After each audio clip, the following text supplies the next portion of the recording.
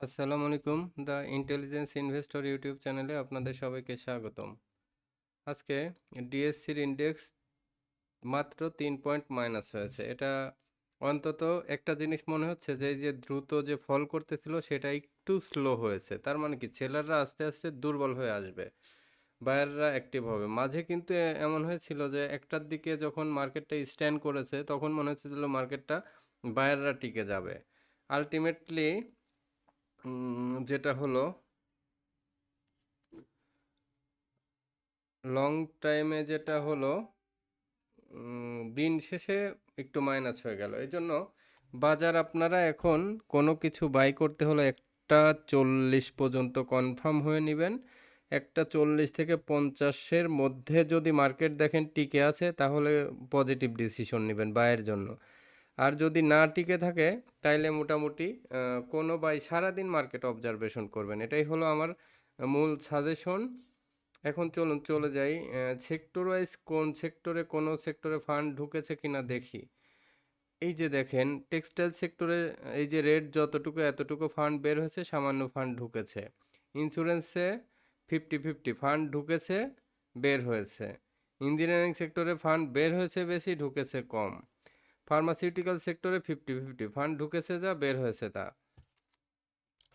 এখানে আর কোনো সেক্টরেই তেমন ফান্ড ঢুকেনি। এখানে ফুড অ্যান্ড অ্যালায়েন্সে কিছু ফান্ড একটু বেশি ঢুকেছে, বের হয়েছে তার চেয়ে কম, বাট প্রায় 50-50 কাছাকাছি, বা 55-45 এরকম।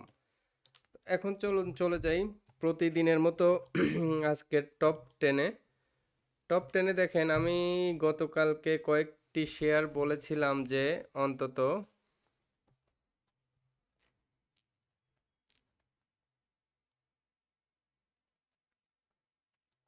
হোল্ড করেন।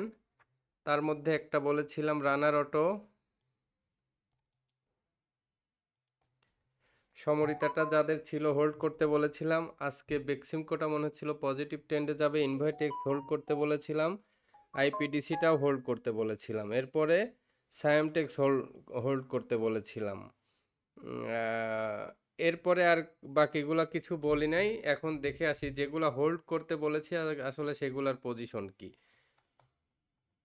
আমি কিনতে নিষেধ করেছি, কিন্তু হাতে থাকলে হোল্ড করতে বলেছি। বাট বলেছি যে এই মার্কেটেও রানার অটো কেনা যায়। রানার অটো দেখেনি যে এখান থেকে যেদিন পজিটিভ হলো, আজকে কিন্তু এই খারাপ মার্কেটেও রানার অটোটা পজিটিভ অবস্থান। এই বক্সটা আঁকায় দিয়েছিলাম কবে? এই দিন আঁকায় দিয়েছিলাম যে এখান থেকে যদি ব্রেকআউট হয়, দেখেন আমার সেই অ্যাজাম্পশনটা আজকে ঠিক হয়েছে এই খারাপ মার্কেটেও।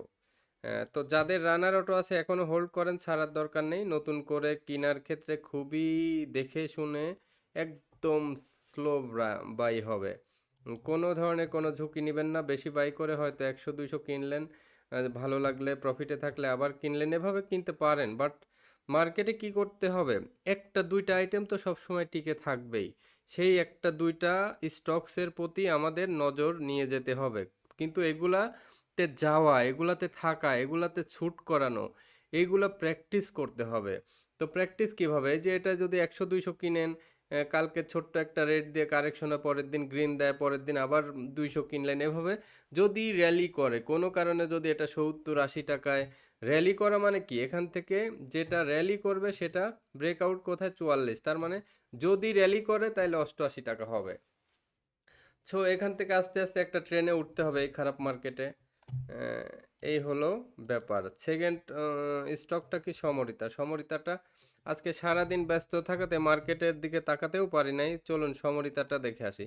সমরিতাটাও এই যে আজকে আপ ট্রেন্ড ছিল, একটু সেল প্রেশার ছিল। এই যে সেল প্রেশারগুলো দিচ্ছে, এই এই ধরনের স্টকসে একটু সাবধানতাই অবলম্বন করবেন। দরকার নেই এই রিস্কি মার্কেটে রিস্ক নেওয়ার। চলুন আজকে বেক্সিমকো লিমিটেড কিন্তু আমি নতুন করে এন্ট্রি দিলাম। কেন এন্ট্রি দিলাম? বেক্সিমকো লিমিটেড দেখেন, এই যে 3 দিন বাড়ার পর ছোট ছোট কারেকশন দিয়ে আবার কারেকশন হয়ে এখান থেকে কি আজকে একটা ঘোরা ট্রেন্ড নিয়েছিল। তার মানে কি এখানে 24 টাকাও যা, 25 টাকাও তা, কেনা শুরু করেছি। এখানে যত নিচে নামবে 24 পর্যন্ত কিনবো। এরপরেও যদি নিচে নামে তাহলে দেখবো। এরপরে তো একদিন না একদিন বাড়বে, 28, 30, 33, 34 হবে, তো সেই পর্যন্ত ওয়েট করব। বেক্সিমকো কেনাতে এখন কোনো ভয় নেই। এরপরে ইনভয়েটেক্স দেখে আসি চলুন। মনে আছে প্রথম দিন ইনভয়েস আমার লিস্টে চলে আসছিল কেউ এই যে এই জায়গায় চলে এসেছিল, কেউ যখন এসব শেয়ার নিয়ে কথা বলে না তখন কিন্তু আমার লিস্টে ঠিকই ধরা পড়ে যায়। কেন ধরা ধরা পড়ে যায় আজকে সেই ডাটাগুলো আপনাদের দেখাবো, চলুন মানে আগে এইগুলা শেষ করে নিই। এরপরে আইপিডিসি, এসআইপিএলসি এই দুইটা বলেছি যে আইপিডিসি হোল্ড করতে। আইপিডিসিটা দেখেন এখনও পজিটিভ ট্রেন্ডে আছে।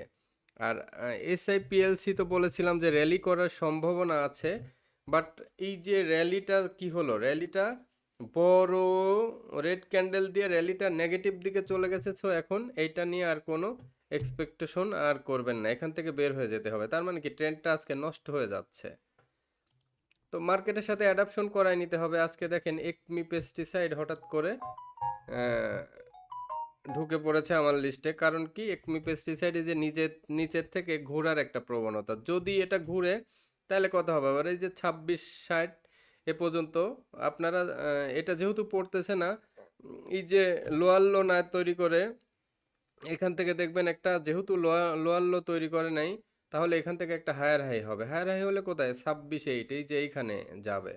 ঠিক আছে, আর এই যদি হেড অ্যান্ড শোল্ডারের মতো একটা প্যাটার্ন দেখা যাচ্ছে, যদি সেরকমই হয় তাইলে এটা উঠে যাবে।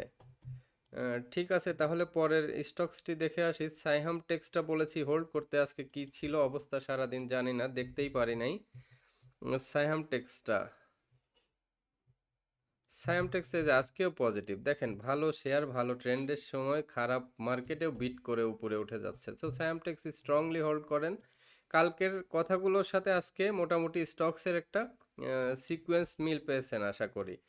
রিলায়েন্স ওয়ান, আজকে এই যে দেখেন একটা স্টকস কিন্তু এই খারাপ মার্কেটেও পাইলেন। আমি কালকে কিন্তু একটা কথা বলেছি, আজকে সকালেও বলেছি, যে নিয়ন্ত্রণ সংস্থা চাইছে মিউচুয়াল ফান্ড বাড়াতে।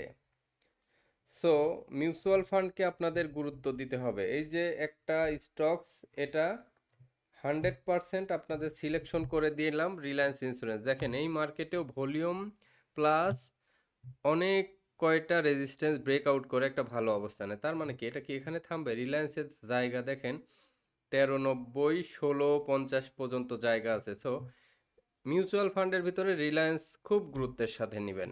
স্টকস কিন্তু একটা বের হয়ে গেল এন্ট্রি নেওয়ার মতো, কোনটা? রিলায়েন্স ইন্স্যুরেন্স। এবার এশিয়াটিক ল্যাব, গ্লোবাল ইন্স্যুরেন্স দেখে আসি।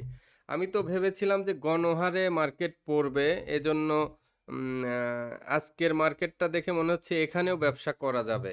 এই যে এখান থেকে এই শেয়ারটা ঘোরার কথা, দেখেন পড়তে দিচ্ছে না, কিন্তু এই মার্কেটেও এটা পড়তে দিচ্ছে না, এটা পজিটিভ সাইন। গ্লোবাল ইন্স্যুরেন্সটা কি আজকেও পজিটিভ ছিল? এই যে ভালো, মোটামুটি এই ট্রেন্ড লাইনটার নিচে যেদিন আসবে সেই দিন গ্লোবাল ছাড়বেন, আদারওয়াইজ গ্লোবাল হোল্ড করবেন। তো অনেকগুলো স্টকস তো দেখানো হয়ে গেল, তাহলে আজকের স্টকসে মতিন মালিকটা দেখে আসি। চলুন, মতিন মালিক যেহেতু আপনাদের একটা টার্গেটের স্টকস, কোন অবস্থায় আছে এটা তো দেখা দরকার। মতিনটাই যে পজিটিভ ট্রেন্ডে আছে, এখনো হোল্ড করবেন স্ট্রংলি।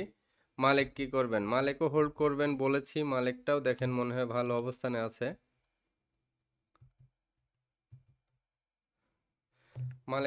মালিকটা তুলনামূলক একটু দুর্বল হয়ে যাচ্ছে। যদি দুর্বলই হয়ে যায় তাহলে সেল করে দিবেন। এখানে মোটামুটি মালিকের চেয়ে মতিনটা বেশি স্ট্রং হয়ে গেছে। এরপরে পপুলার লাইফটা দেখে আসি, চলুন। পপুলার লাইফটা দেখেন, এখান থেকে এই যে খারাপ মার্কেটেও কি এখান থেকে 3 থেকে 67, এখানে 4 টাকার একটা গ্যাপ দিবে। সো আর ডাটা যেটা রেডি হয়েছে দেখেন, আজকে পজিটিভ মুভমেন্ট, একটা শেয়ার হলেও বাই হয়েছে যে শেয়ারগুলা। চলুন এই যে যে ডাটাটা আমি আপনাদের দেখাই, সেই ডাটাটা, এই যে এই ডাটাটার পজিটিভ জিনিসটা আপনাদের দেখায় আসি যে কোথায় আসলে পজিটিভ। দেখেন এই যে রানার অটো 13 লাখ শেয়ার বাই মোডে ছিল, সমরিতা 8 লাখ শেয়ার বাই মোডে ছিল, না 85 লাখ। এটা বাই মুডটা দেখায় জাস্ট, আসলে আহ, এটা হচ্ছে যে উম, অনেক আগের ডাটার সাথে লিঙ্ক করা না, তাই বাই মুডটার এখানে ইয়ে দেখা যাচ্ছে। কিন্তু যে শেয়ারগুলো বাই মুড, এখানে যে পজিটিভ দেখাচ্ছে। বেক্সিমকো বাই মুডে ছিল, ইনভয়টেক্স বাই মোডে ছিল, আইপিডিসি বাই মোডে ছিল, এসআইপিএলসি বাই মোডে ছিল, একমিপিএল বাই মোডে ছিল।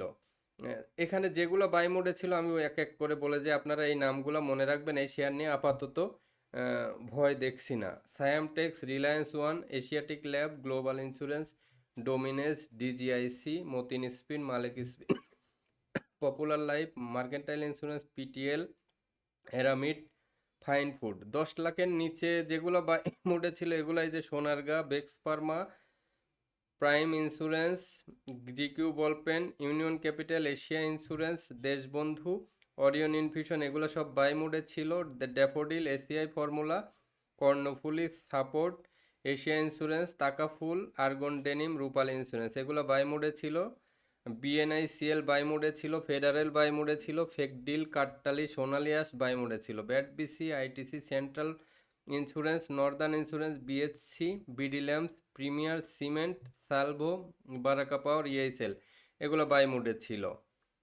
সানলাইফ, হাওয়েলটেক্স, RD Food, South East Bank, City General Insurance, সিপাল, Desh Garments, Renata, Rupali Bank, Republic, সিভিও,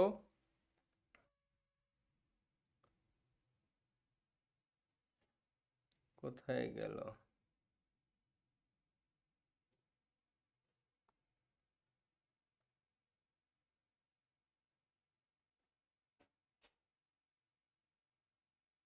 হ্যাঁ সিভিওর পরে মেঘনা Insurance, BD Thai Food, Shasha Denim, Lovello, VFS, Apex Food, Apex Spin, Eastern Lub, রিজেন্টেন্স, আইসিআইসিএল, কাশেম ইন্ডাস্ট্রিজ, এগুলো সব বাই মোডে ছিল। Apex food, Legacy, Monno Ceramics, Dhaka Insurance, Genexil, Unique Hotel, Cap, IBBL, মেঘনা Pet, Samata Leather, Sonali Paper, BSC PLC. তারপরে এটা টেকনোড্রাগ হবে, এখানে ডাটা একটু মিস করেছে। Zahin Spin, GP, Shyampur Sugar, Berger Paint, Confidence Cement, Zeal Bangla, RAK Ceramics, Pioneer, Fortune, Nitol Insurance, এসালম, স্কয়ার ফার্মা, ইউনিয়ন ব্যাংক, এগুলো সব বাই মোডে ছিল। বাট এইখানে এসে দুর্বল বাই মোড ছিল এই যে বিপিবিএল থেকে শুরু, এখান থেকে দেখেন যে কটা আছে, SICL, Pragati Insurance, Al-Arafah Bank, LRBD, Pharmaid, Intraco, Dulamia Cot, K and Q, Acme Lab, Sonali Life, Nahee, Provati Insurance, N Tube, Zahin Tex, Monospool, United Insurance, Reliance Insurance, BGIC, Janata Insurance, এগুলো সব বাই মোডে ছিল। এআইএল, মেঘনা লাইফ, তমিজ, হামি, Agni System, BSRL Limited, Delta Life, VAM BD, Renwick Jajneswar, এগুলো সব buy মোডে ছিল। Eastern Cables, Hamid Fabrics, DBS, United Finance, Standard Ceramics, Libra Infusion, Central Pharma, KPCL, BD Welding, Islami Insurance, Padma Oil, Mir Akhter, এগুলো বাই মোডে ছিল। Intech, AMCL, Pran, Green Delta, New Line, Ibne Sina, Apex Tannery, এগুলো সামান্য সামান্য করে কালেকশন মোডে ছিল। অলিম্পিক, এশিয়া, এই যে যেমন 15,617 শেয়ার কালেকশন, এখানে 15,595 Rahima food collection, jute spin 15,395 collection, এগুলো সব কালেকশন মোডে ছিল যে পর্যন্ত প্লাস আছে। এখন দেখেন কোথা থেকে আস্তে আস্তে এই যে ইউসিবি 77টা বাই মোডে ছিল, এমআরএল রয়্যাল জিরো বাই মোডেও না সেল মোডেও না, আজিজ পাইপ বাই মোডেও না সেল মোডেও না, ইআইএল বাই মোডেও না সেল মোডেও না, সমান সমান। এই যে এখান থেকে নেগেটিভ শুরু হলো, আস্তে আস্তে নেগেটিভ বাড়বে। বেশি সেল মোডে কারা ছিল আস্তে আস্তে সেদিকে যাবে। রেকিট 17টা শেয়ার বাই মোডে ছিল, 567 শেয়ার বাই সেল মোডে ছিল, এগুলো সেল মোডে, বাটা শো। 595টা মেঘনা সিমেন্ট সেল মোডে ছিল, অ্যারামিড সিমেন্ট 1000। এভাবে দেখেন আস্তে আস্তে সিরিয়াল যত নিচের দিকে আসবে তত সবচেয়ে বেশি সেল মোডে ছিল কোনটা, চলুন দেখা যায়, সবচেয়ে নিচের দিকে চলে যায়, তাহলে বুঝতে পারবেন কোনগুলো এখন সেল আউট দিয়ে স্টক মার্কেট থেকে লিভ নিচ্ছে।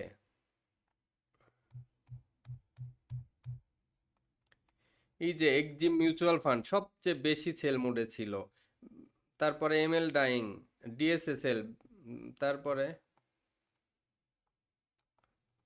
এখানে ডাটা কিছু মিসিং হয়েছে, এখান থেকে গোল্ডেন সোন, আইবিপি, তারপরে ডাবল ডাবল ডাটা দেখতেছি। বিএসসি, ডিজিআইসি, ইবিএল, এগুলা, এই যে এই শেয়ারগুলা যেগুলো পজিটিভ দেখালাম এগুলা বাদে বাকি সবগুলা সেল মোডে ছিল শেয়ারগুলো। তাহলে ভিডিওটি যাদের ভালো লাগলো, সাজেস্ট কি থাকলো, ফাইনালি সাজেস্ট থাকলো আপনাদের ওই যে ওই কয়টা স্টকস হোল্ড করবেন।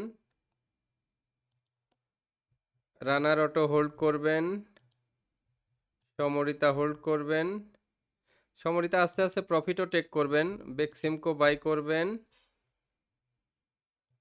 ইনভয়টেক্স হোল্ড করবেন, আইপিডিসি হোল্ড করবেন, এসআইপিএলসি প্রফিট টেক করবেন, সাইহাম টেক্স হোল্ড করবেন,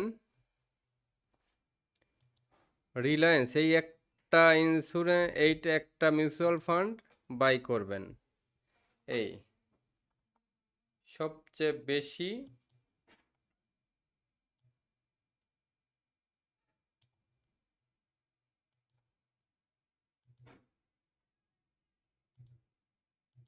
এই রিলায়েন্সটা বাই করবেন আগামীকাল।